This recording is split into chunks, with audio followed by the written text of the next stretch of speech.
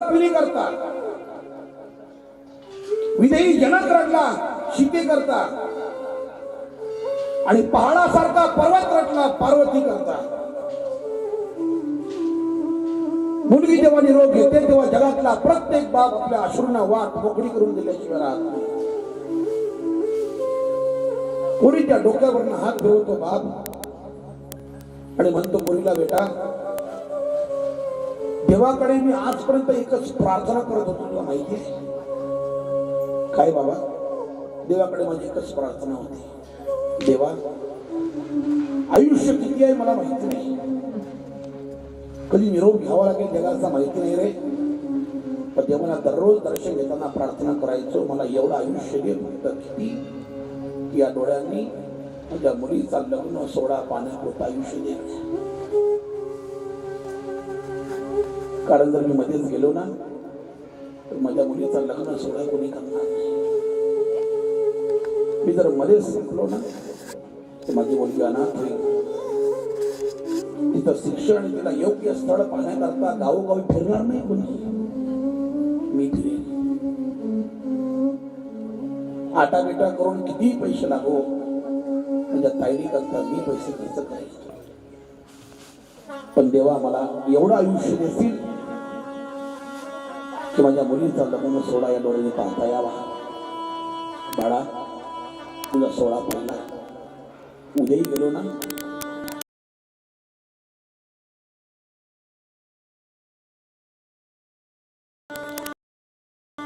दुःख नाही. भगवंताने माझी इच्छा पूर्ण केली, तुझा संसार थाटला, पाहिलं तुला थाटताना, बस संपलं माझं आयुष्य. बापाच्या आयुष्यातलं एकमेव कर्तव्य मुलीचा लग्न सोहळा पाहण्याचं कर्तव्य. एवढं एक स्वप्न पाहिलं असेल, एक स्वप्न, बाकी कोणतं स्वप्न पाहत नसतो. देवाकडे दररोज प्रार्थना हीच करतो, देवा एवढं आयुष्य दे मला की माझ्या मुलीचा लग्न सोहळा कन्यादान करण्याचं पुण्य स्वतः मी करेल, मला तिथपर्यंत जिवंत ठेव. मुलीच्या डोक्यावरून हात फिरवतो बाप, सांगतो मुलीला, बाळा, दुःखाची कधी गाडवेट होऊ नये, तुझ्या डोळ्यात कधी पाणी येऊ नये, तू प्रसन्न राहावी, खुश राहावी, देवाला हीच प्रार्थना करतो. आनंदाने आपल्या घरी राहा. आणि मुलीचंही तेवढंच प्रेम आहे बापावर, तेवढंच प्रेम. सासरी गेल्याच्या नंतर तिला किती दुःख असलं, खानदानी मुली कधी बापाला सांगत नसते, कधी मांडत नाही ती वेदना, कधी दुःख मांडत नाही. लग्न होऊन 4-5 महिने झाले की बाप जातो पोरीचं सुख पाहण्याकरता. मुलीच्या घरी बसतो, पाण्याचा ग्लास हातामध्ये घेतो आणि पाणी पिण्याच्या अगोदर पहिला प्रश्न करतो, बाळा कशी आहेस ग? तुझं लग्न होऊन 4-5 महिने झाले, तुझी भेट नाही आहे, तुझी आठवण आली, तुला संसार पाहण्याकरता आलो, खुश आहेस ना? माझा निर्णय चुकीचा नाही झाला ना? ज्या घरात तुला दिले मी प्रसन्न आहेस ना? मुलगी म्हणते, बाबा तुम्ही काहीच काळजी करू नका, तुमचा निर्णय काही चुकीचा नाही, तुम्ही ज्या घरी दिले ना मला, खुश आहे मी, प्रसन्न आहे, तुम्ही बिनधास्त. बापाला असं वाटतं जीवनाचं सोनं झालं, आपला निर्णय योग्य आहे, पोरगी खुश आहे, प्रसन्न आहे. बाप पाणी पितो, बाळा भरलं माझं पोट, जेवण करायचं नाही मला, आल्या पावली निघून जातो. बरं वाटतं बापाला. बाप दिशेनासा होईपर्यंत बापाची पाठ पाहत राहते ती पोरगी. एकदा बाप दिशेनासा झाला की घरातल्या आतमधल्या खोलीमध्ये जाते, साडीचा पदर आपल्या तोंडामध्ये खोल एका कोपऱ्यात बसते आणि हुंके देऊन देऊन पोरगी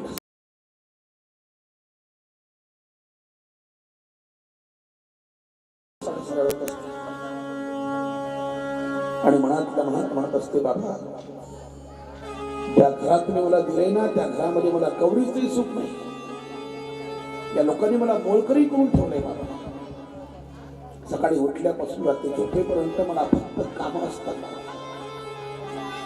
तुम्ही लाडात वाढवलं, मला कधी कोणतं काम सांगितलं नाही बाबा, पण माझ्या प्रार्थनाचा भाग आहे, माझ्या नशिबाचा भाग आहे, या घरात नुसतं मला काम आहे. एवढंच नाही बाबा, ज्या मुलाशी लग्न तुम्ही माझं करून दिलंय ना, तो मुलगा मला दररोज दारू पिऊन आराम करतो. तुम्हाला माहिती नाही, पण तुमची लेख खानदानी आहे, तुमचे श्रीमंताचे संस्कार माझ्यावरती आहे. आपण घरचे गरीब बाबा, पण तुमचे संस्कार श्रीमंताचे आहे. मला माहिती आहे, मी माहेरी जर पुन्हा आले तर समाजात तुमचं नाव कमी होईल. लोक म्हणतील तुमच्या पोरीला नांदता नाही आलं. पाहुण्या रावण्यात तुमची मान खाली जाईल. गावात तुम्हाला वरमान करून राहण्याकरता जागा राहणार नाही बाबा. मला माहिती आहे, मला हेही माहिती आहे, लग्न झाल्याच्या नंतर पोरगी माहेरी शोभत नसते, पोरगी सासरी शोभत असते. बाबा तुमची लेक आयुष्यभर हे दुःख सहन करेल, याचा मारहाण सहन करेल. तर तुम्ही जेव्हा जेव्हा याल ना, तेव्हा तेव्हा मी तुम्हाला आनंद दाखवेल, प्रसन्नता दाखवेल. तुम्ही चिंता करू नका. मला माहिती आहे माझ्या लग्नाकरता किती खर्च केला आणि किती कर्ज झालं तुमच्या डोक्यावरती. मला माहिती आहे, कधी फेडणार एवढं कर्ज मला माहिती नाही, तर माझ्याकरता केलंय तुम्ही. तुमचा निर्णय योग्य होता बाबा. माझं नशीब आहे, माझा प्रार्थना आहे. आयुष्यभर ती पोरगी बापाची इज्जत चांगली राहावी म्हणून सासरी मारहाण, दुःख, वेदना सहन करते, पण बापाला कधी सांगत नाही. तेवढं प्रेम करते पोरगी बापाला. सासरी गेल्याच्या नंतर एखादी सासू जर तिला काही बोलत असेल कामावरनं कशावरनं, ते ऐकून घेते, सगळं ऐकून घेते ती. पण सासूने जर विचार केला तुझ्या बापाने तुला हे शिकवलं का, लाल डोळे करून बोलते पोरगी, खबरदार सासूबाई. सगळं सहन करे, बापाचं नाव नाही घ्यायचं. बाप आहे माझा, नाही सहन करायचं. मला काय बोलायचं, मला बापाचं नाव नाही घ्यायचं. माझ्या बापाने माझ्याकरता काय केलंय मला माहिती, तुम्हाला माहिती. सगळं सहन बापाचा अपमान नाही सहन.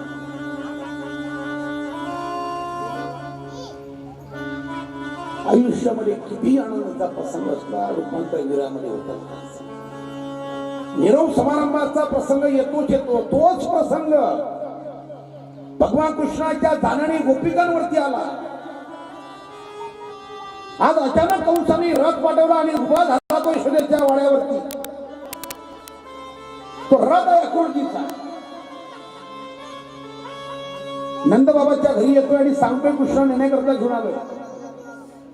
ऐकलं यशोदा मैयानी आणि सांगितलं अक्रूरजी माझ्याकडे जेवढी संपत्ती असते सगळी घेऊन जा. मी सगळी संपत्ती देऊन भिकारी होईल, माझ्या कानाला देणार नाही, माझ्या कृष्णाला देणार नाही. तो पालक फक्त मुलगा नाही, अक्रूरजी माझा प्राण आहे, या गोकुळाचं चैतन्य आहे. तुम्ही कृष्णाला घेऊन जाण्याकरता आलात, हे शक्य नाही. आणि तुम्ही त्या कंसाच्या घरी घेऊन जाण्याकरता आला, त्या कंसाने माझा मुलगा 2 दिवसाचा असताना पुतना मारण्याकरता पाठवलं. तुम्ही त्याच्या घरी घेऊन जाताय. त्यांनी माझ्या मुलाला मारण्याकरता प्रत्येक वेळा राक्षस पाठवले. माझ्या मुलाला कधी लहानपणी त्याने झोपू दिलं नाही. बरोबर तुम्ही त्याच्या घरी घेऊन चालला. अक्रूरजी म्हणताय त्याच्या मनातली शत्रुत्वाची भावना संपलेली आहे. तुमच्या मुलाला तो सादर आमंत्रित करतोय. धनुष्यभंगाचा फार मोठा यज्ञ आहे म्हणून तो आमंत्रित करतोय. नाही अक्रूरजी, काही झालं तरी चालेल, पण माझ्या कानाला मी देणार नाही. आणि रागाने आतमध्ये रूम मध्ये निघून गेले. भगवंताने विचार केला की आपला जन्म माखन मिश्री खाण्याकरता नाहीये. खूप खाल्लं माखन, खूप केला लीला. आपल्याला आपल्या आई वडिलांना बंदी घरातून सोडवायचं आहे. कंसाला मारायचं गेलं पाहिजे, मोठे मोठे राक्षस मारायचं आहे, जाणं निश्चित आहे. आईला कोण समजावून सांगणार. यशोदा मैया झोपत नाही. मध्यरात्र झाली तरी यशोदा मैया जागीच आहे. एका खांबाला डोकं लावून टेकून रडत आहे सारखी. डोळ्यामध्ये सारख्या अश्रूच्या धारा आहे. कन्हैयाला माहिती आहे माझी मैया झोपली नसेल, मी जातोय म्हणून तिला झोप लागणार नाही. 11 वर्षाचा देव आहे आज. आपल्या चिमुकल्या पावलाने यशोदा मैयाच्या खोलीमध्ये जातो. मैया एका खांबाला डोकं टेकून सारखी रडते आहे. आपल्या चिमुकल्या हाताने मैयाचे डोळे पुसले आणि सांगितलं, मैया मला जाऊ दे ना ग. आणि हे बघ, मी आज गेलो ना, मी परवाला पुन्हा येईन. आज माझा देव खोटा बोलतोय, कारण त्याला जायचं होतं. अगं मैया, मलाही असं वाटतं तालुक्या ठिकाणी जावं, पाळण्यात बसावं, यात्रा पाहावी. तुला नाही वाटत तुझा मुलगा खेळला पाहिजे, गागडला पाहिजे? त्या कंसाच्या भीतीने मला किती दिवस घरात कोंडून ठेवणार आहे आई? जाऊ दे ना मैया, माझी सुद्धा खूप इच्छा आहे ग मथुरा जाण्याची. ते मथुरा पाहण्यासारखी आहे, फार सुंदर सुंदर तिथे पाळणे आहे, यात्रा खूप मोठी आहे. जाऊ दे ना ग. आणि माझ्या वचनावरती विश्वास ठेव, आज जर मी गेलो ना तर मी परवा पुन्हा येईन.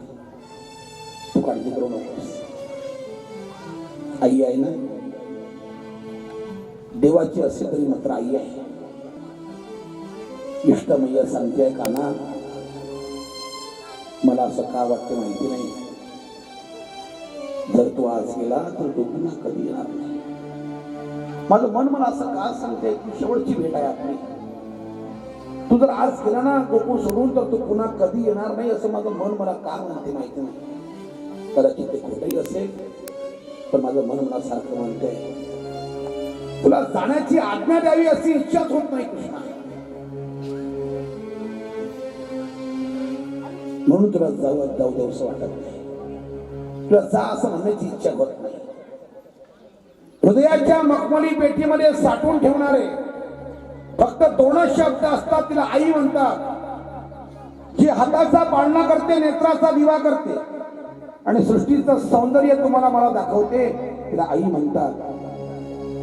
घरामध्ये जेवण करणारी माणसं 5 असावी आणि घरात स्वयंपाक कमी व्हावा, भाकरी 4च असाव्या.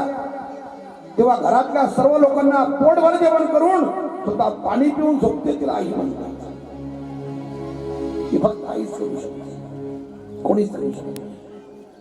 उन्हामध्ये चालत असताना आपल्या कडेवरती मुलगा आहे, उन्हाचा 10 भयंकर मोठा आहे. अशा प्रसंगात स्वतःच्या डोक्यावरचा पदर काढते, मुलाच्या डोक्यावर टाकते, स्वतः उन्हात राहते, पण मुलाला सावलीत ठेवते. ही आईच करू शकते. रात्री झोपत असताना मुलाने आपला देह धर्म करावा, अंथरूण ओलं व्हावं. आई मुलाला उचलते, कोरड्या जागेवरती झोपवते. रात्रभर तेवढ्या जागा झोपते रे, मुलाला शांत झोप लागावी म्हणून कोरड्या जागी झोपवते. फक्त आईच करू शकते, जगात कोणीच करू शकत नाही. जगातले शब्द संपून जातील, आईचं वर्णन संपणार नाही. एका बाईचा पती अपघातामध्ये मरण पावला. 2 चिमुकली मुलं होती तिला. मुलांचा सांभाळ करता करता एक दिवस तिला समजलं की आपल्याला ब्लड कॅन्सर आहे. डॉक्टरांकडे चेकअप केलं, डॉक्टरांनी रिपोर्ट काढले, ताई तुम्हाला ब्लड कॅन्सर आहे. 6 महिन्याचे स्वप्ती आहात तुम्ही, 6 महिन्याच्या नंतर जाणार आहात. स्वतःला ब्लड कॅन्सर झाला याचं दुःख नव्हतं तिला, मी मरणार आहे याचं दुःख नव्हतं तिला. तिला प्रश्न पडला होता, माझा पती निघून गेला, 6 महिन्याच्या नंतर मी जाणार आहे, म्हणजे 2 चिमुकल्या मुलांचं भविष्य काय? पती गेल्याचं दुःख नव्हतं, स्वतःला कॅन्सर झाला याचे दुःख नव्हतं. देवाने जर मला कॅन्सर दिला नसता तर माझ्या मुलांचा सांभाळ करू शकली असते, काही केलं असतं, कितीही कामं केली असते, तर माझ्या मुलांना मोठं केलं असतं. पण माझं आयुष्य मध्ये संपणार आहे. डॉक्टरांचा रिपोर्ट आला की मला ब्लड कॅन्सर आहे, जावं लागणार आहे. माझ्या मुलांचं काय? पेपरमध्ये बातमी तरी सांगितलं माझ्या मुलांना दत्तक द्यायचं आहे. एखाद्या श्रीमंताला दत्तक देऊन देऊ आणि आपण बातमी वाचली एका श्रीमंतांनी ज्यांना निपुत्रिक होते, पुत्र नव्हता, मुलं नव्हते, संपत्ती अफाट आहे, पण डॉक्टरांनी सांगितलं तुम्हाला मूल होणं शक्य नाही आहे. मुलाच्या शोधामध्ये एक मुलगा आहे आणि मुलगी आहे. त्या बाईला पत्त्यावरतीच्या घरी पोहोचले, विचारलं ताई साहेब तुमची बातमी ऐकली. बरोबर आहे, बरोबर. लहान लहान मुलांना कळत नव्हतं आई आपल्याशी शिकावा. त्या चिमुकल्या मुलांना कळत नव्हतं ही आई आपल्याशी अशी का. घरामध्ये बसवलं, सांगितलं सही करावं लागेल पेपरवरती. आज सही केल्याच्या नंतर आम्ही मुलांना उद्या घेऊन जाणार, परत तुम्हाला देणार नाही. तुम्हाला आपल्या मुलांना परत भेटता नाही येणार. आता विचार करा.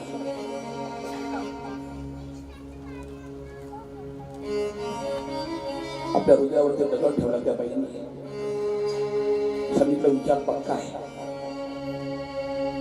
आपण 2 दिवसांनी आपल्या मुलांना तुम्ही घेऊन जाऊ शकता. बाईने सही केली पेपरवरती, दत्तक पत्र झालं. लोक निघून गेले. चिमुकली मुलं आईला बिलगली आणि विचारलं आई आमच्याशी असा व्यवहार का करते.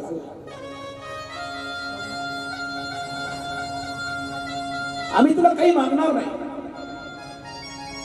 आमचा कोणताही तुला हक्क नसणार आहे, पण तू तुझ्यापासून आम्हाला दूर नको करू. संपूर्ण आयुष्यामध्ये फक्त आम्हाला तू पाहिजे, आम्हाला काही कोणती वस्तू मागणार नाही. बाबा निघून गेले आई, आणि तू पण आम्हाला सोडून जातेस. का निर्णय घेते असा, का मला त्यांच्यासोबत जा म्हणतेस. ते श्रीमंताचं घर नकोय आम्हाला, आपण जिथे आहोत तिथे खुश आहोत, आम्हाला तू पाहिजेस. अरे बाळांनो, ते फार श्रीमंत लोक आहे, तुमच्या आकांक्षा अपेक्षा पूर्ण होतील. परदेशात शिकायला जाल तुम्ही, मोठे व्हाल, जा त्यांच्या घरी. इथून पुढे तुमचे आई वडील तेच आहे. सारखं त्या पोरांना लटून द्यायची, पोरं जात नव्हती. पोरं सारखे आईला भिडायची. आईला प्रश्न पडला, यांना काय सांगता, त्यांना काय सांगू, मला कॅन्सर झाला, मी मरणार आहे 2-4 महिन्यात. अचानक निघून कधी गेले तर हे दत्तकपत्र कोण करेल, कोण करेल तुमचा सांभाळ. तुमचं शिक्षण, तुमचं लग्न चांगलं व्हावं म्हणून तुम्हाला श्रीमंताच्या घरी मी दत्तक देते. बाळांनो, काय सांगूया आपण, काय समजून घेतील ते, त्यांना काय समजलं याच्यामध्ये. एका बाजूला पोरांना सांगता येत नाही आणि पाठवल्याशिवाय पर्याय नाही. पोरं सारखं आईला बिलगतात, आईला घेऊन झोपतात, आईला म्हणतात आम्ही आई कष्ट करणार नाही, तू आम्हाला नको पाठवूस, तुझ्याशिवाय आम्हाला कोणी नाही. आणि तू म्हणतेस की मी एकटी राहते घरी, तुम्ही त्यांच्या घरी राहा. असा अन्याय का करते गाई. तुला तुझ्या मुलांपासून दूर राहायला करमत का? आम्हाला खरं सांग, तुला करमेल. आम्ही श्रीमंताच्या घरी पुरणपोळ्या खाऊ, पंचपक्वान्न खाऊ, तुला करमेल घरी? आमच्याशिवाय तू राहशील? आई म्हणते बाळा मी राहील, पण तुम्हाला खबरदार याच्यानंतर विचारायचं नाही का करते मी असं, जायचंय तुम्हाला उद्या. त्यांची गाडी येईल, गाडीमध्ये बसायचं, आपलं सामान घ्यायचं, पुस्तकं घ्यायचे आणि जायचं त्यांच्यावर. त्याच्यानंतर प्रश्न करायचे नाही, मी सांगतो तेवढं करायचं. दुसऱ्या दिवशी गाडी आली, थोडं गाडीमध्ये बसत नव्हते. आईने स्वतःच्या हाताने उचललं, गाडीमध्ये बसवलं. पोरं तशी जाणार नाही म्हणून स्वतः आई गाडीमध्ये बसली. चला यांच्या घरापर्यंत सोडून यांना परत येऊ, पुन्हा येऊ. बडबड त्या पोरांना गाडीमध्ये बसवलं. दोन्ही चिमुकली मुलं त्या गाडीमध्ये बसून आईला घट्ट पकडून रडतायत. आई नको ना असा निर्णय घेऊ, नको ना तुझ्यापासून नाम पाठवू आम्हाला. मात्र आई ऐकत नाही.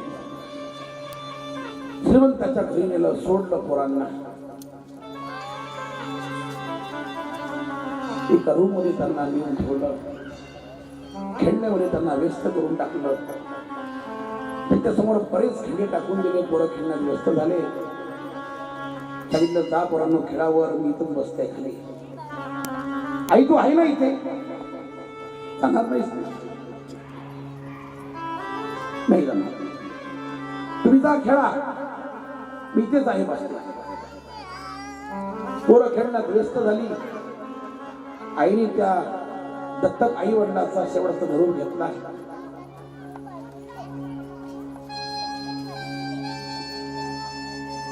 हा जोडून प्रार्थना केली. सांगितलं माझं काही खरं नाही, कधीही जाऊ शकते. एकच विनंती आहे, त्या पोरांना आई नाही, बाप नाही, तुम्ही त्याची आई बाबा. माझ्या पुन्हांचा सांभाळ करा. माझ्या मुलांना काही कमी करू देणार नाही तुम्ही, असं वचन द्या मला. तुम्ही वचन दिलं ना मला, मी आनंदाने त्रास सोडेल माझा. ताई साहेब तुम्ही काही चिंता करू नका. आमच्याकडे सगळा ऐश्वर्य संपन्न होता, पैशाची कमतरता नाही. तुम्ही निवांत जा, काळजी करू नका. आईने शेवटचा निरोप घेतला. मुलांना माहिती नाही, आई खालच्या खाली निघून गेली. सारखी त्या बंगल्याकडे फिरून फिरून पाहते. पुन्हा पुन्हा त्या बंगल्याकडे पाहते. जावंसं आतमध्ये, मुलांना एकदा भेटावं, कडकडून मिठी मारावी, शेवटचा निरोप घ्यावा, त्यांची गोड पापी घ्यावी वाटतं तिला, पण नाही जाते. प्रत्येकाला वाटतं आत्मा जाऊन शेवटचं भेटावं. तर तिला माहिती आहे, जर भेटण्याकरता गेले तर पोरं मागे लागतील, तिथून निघणं अवघड होईल. कसं बस त्यांना खेळण्यात मग्न केलंय. आता भेटणं म्हणजे थोडस अवघड आहे. कशी अवस्था सिद्ध राहायची. जशी एखादी पक्षी आपल्या मुलांना घरट्यामध्ये ठेवते आणि पुन्हा पुन्हा त्या पक्ष्यांची, त्या पिलांची आठवण करते आहे, त्याप्रमाणे त्या आईची अवस्था झाली आहे.